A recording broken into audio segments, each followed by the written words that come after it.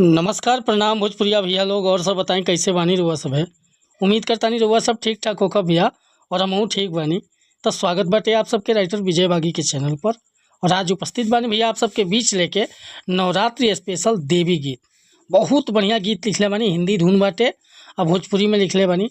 तो चलिए देर ना करते हुए मैटर के शुरुआत कल जा कि कैसे गीत के गावे के बा, का एकर धुन बा, का लय बा। लेकिन वीडियो स्टार्ट कर से पहले भैया एगो बात बतावल चाहब। रउआ अगर सिंगर बानी या सिंगिंग में इंटरेस्ट बा, अच्छा मैटर के तलाश में भटकतानी, बढ़िया गीत नहीं मिलत, सही तुकबंदी नहीं मिलत या मनपसंद के मैटर नहीं मिलत, तो भैया अगर हमारा चैनल पर आगे बने तो चैनल के सब्सक्राइब कर ले, बेल आइकन प्रेस कर लें। हर रोज़ रुआ के नया नया मैटर सुने के, देखे के और गावे के मिली। और वह कोनो प्रकार के मैटर लिखवा होगा तब यही चक संपर्क कर सके। वीडियो पर नंबर दे दिला बानी, बिल्कुल उचित चार्ज पर हुआ के गाना मिल जाए व्हाट्सएप के जरिए। आज के गाना बाटे बहुत बढ़िया एगो गीत रहे हिंदी में। ओ मेरा पिया घर आया ओ राम जी, मेरा पिया घर आया ओ राम जी, यह लय बाटे। लेकिन देखी कैसे गाओगे बाटे।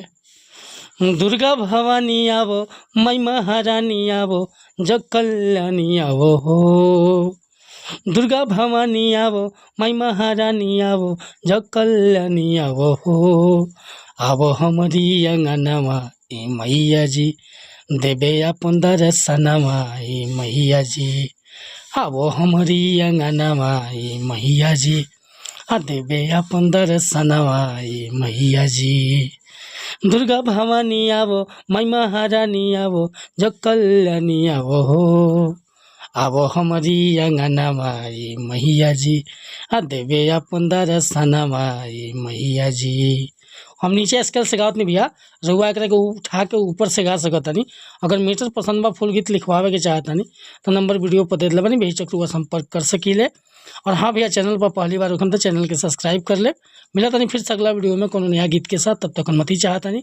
नमस्कार प्रणाम धन्यवाद भैया। जय हिंद जय भारत।